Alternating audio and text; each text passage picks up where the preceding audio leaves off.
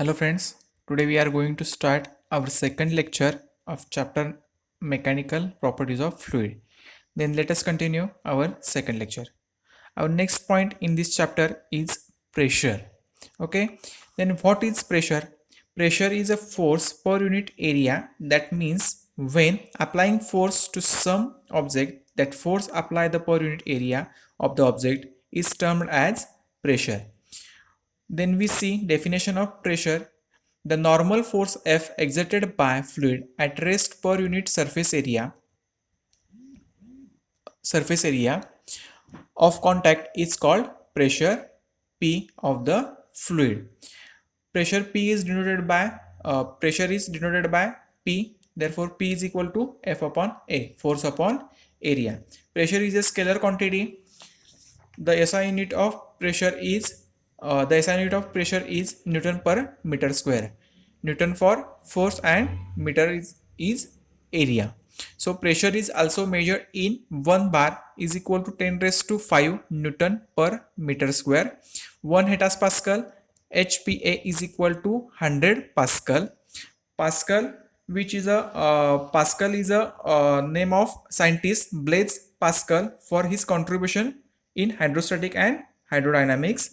French scientist हा Pascal हा एक फ्रेंच सायंटिस्ट होता. त्याच्या प्रित्यर्थ त्यानं हायड्रोडायनामिक्स आणि हायड्रोस्टॅटिकमध्ये जे काही काम केलेलं आहे त्याच्या सन्मानार्थ हे पास्कल एक युनिट त्याच्या सन्मानार्थ दिलेलं आहे. प्रेशरचं डायमेन्शन काय आहे बघा, तर dimension is equal to L raise to -1 M raise to 1 and T raise to -2. Okay, then आता आपण हे काय डेफिनेशन काय बघितली, the normal force exerted by fluid at rest. याच्यासाठी आपण एक डायग्राम बघूया, आपल्याला बुकमध्ये देखील दिलेली आहे. तर बघा, ही एक व्हर्टिकल सरफेसची डायग्राम आहे आणि ही हॉरिझॉन्टल सरफेसची आहे. नॉर्मल, आपण एखाद्या गोष्टीला नॉर्मल ड्रॉ करायचा असेल तर काय करतो, तर परपेंडिक्युलर ड्रॉ करतो. म्हणजे फोर्स हा जो एक्झर्ट होतो हा नॉर्मलच्या डायरेक्शनमध्ये एक्झर्ट होतो, म्हणजे त्या सरफेसच्या परपेंडिक्युलर. ओके, नॉर्मलमध्ये. ओके, बघा इथे बघा आपण नॉर्मल ड्रॉन केलेली आहे थोडक्यात व्हर्टिकलला. ओके, आणि हिअर ऑल्सो हॉरिझॉन्टलला. ठीक आहे, तर हे समजून घेणं महत्त्वाचं आहे. त्यानंतर आपल्या पुढचा पॉईंट आहे pressure due to liquid column. आता समोर तुमच्या एक डायग्राम दिसते, pressure due to liquid column. अगोदर मी ही डायग्राम काय आहे एक्सप्लेन करतोय बघा. तर हा एक बीकर आहे. ओके, या बीकरमध्ये आपण एक लिक्विड घेतलेला आहे, समजा वॉटर घेतलेला आहे. त्याच्यामध्ये एक सिलेंड्रिकल शेप दिसतोय आपल्याला. त्याचा एरिया ऑफ क्रॉस सेक्शन ए आहे आणि हाईट एच आहे. इथे हे लिक्विड आणि हे एअर आहे. आता आपण ह्याचा डीपली बघूयात. Consider a vessel filled with liquid density rho. Suppose a cylinder having area of cross section a and height h is imagined to inside the vessel as shown in figure. आता हे जे liquid आपण घेतलेलं आहे त्याची density किती आहे, rho आहे.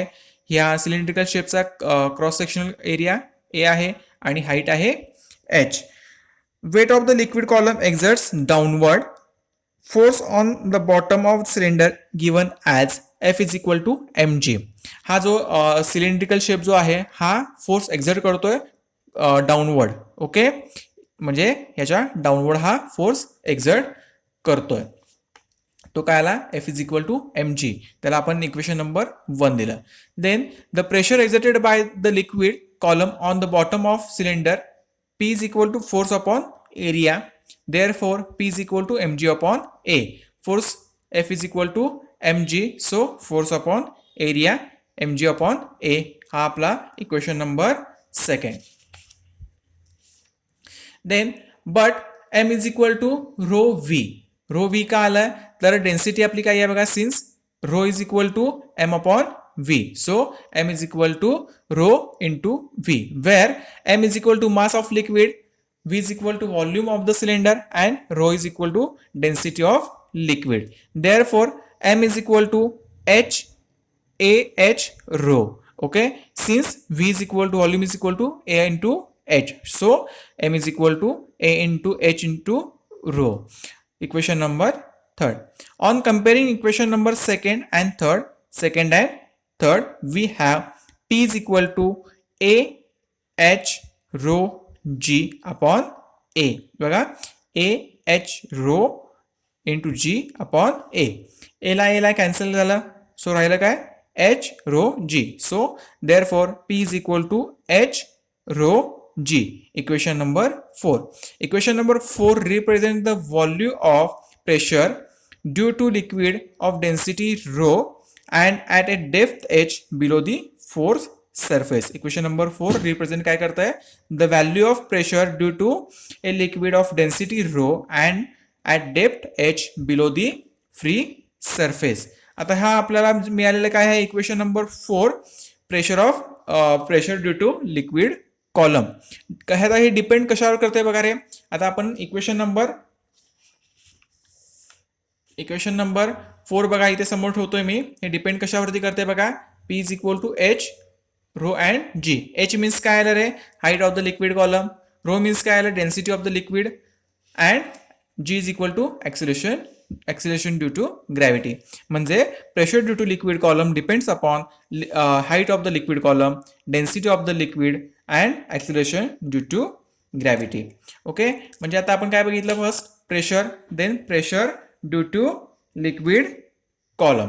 आता ह्याच्या पुढचा पॉईंट काय आहे तर ॲटमॉस्फेरिक प्रेशर. आता ॲटमॉस्फेरिक प्रेशर म्हटल्यानंतर ना तुमच्या डोळ्यासमोर काय येतं रे तर ॲटमॉस्फेरिक प्रेशर म्हणजे atmos and sphere.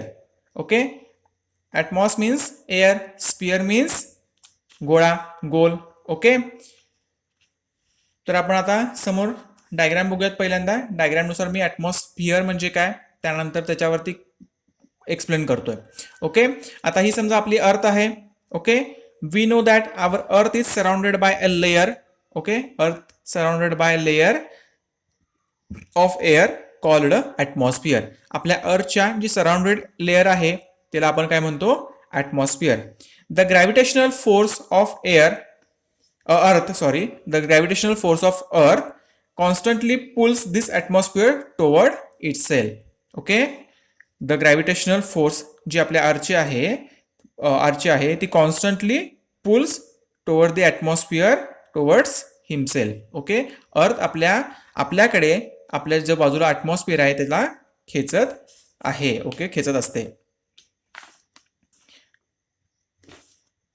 Atmosphere of the बघा डायग्राम तुम्हाला समोर दिसतीये त्याच्यानुसार. ओके, त्यानंतर काय रे atmosphere exert a pressure on the surface of the earth. Okay, ज्यावेळेला ॲटमॉस्फिअर एक्झर्ट करतो due to this atmosphere exert a pressure on the surface of the earth as well as on the object present on its surface. Okay, म्हणजे ज्यावेळेला exert करतो atmosphere त्याच्यावरती pressure त्यावेळेला काय करतो तर अर्थवरती देखील करतोच. त्याच्याबरोबर त्याच्यावरती जे ऑब्जेक्ट आहेत म्हणजे आता आपण आहोत, टेबल आहे, खुर्ची आहे, शाळा आहे, घर आहे, जे काही ऑब्जेक्ट आहेत त्याच्यावरती देखील ॲटमॉस्फिअरचा ॲटमॉस्फिअर एक्झर्ट्स ए प्रेशर. ओके, आता आपल्या शरीरावरती देखील ॲटमॉस्फिअर एक्झर्ट करते प्रेशर. ओके, त्या प्रेशरला आपण आपल्या अंगामधलं जे काही प्रेशर असतं ते रेजिस्ट करतं, त्यामुळे तिथल्या त्याचे कॅन्सल होतं. ओके, आता आपल्याला काय बघायचं ॲटमॉस्फिअरची actually definition. Okay, the atmospheric pressure at any point is equal to the weight of the vertical column of air of unit cross sectional area starting from that point and extending to the top of the earth atmosphere.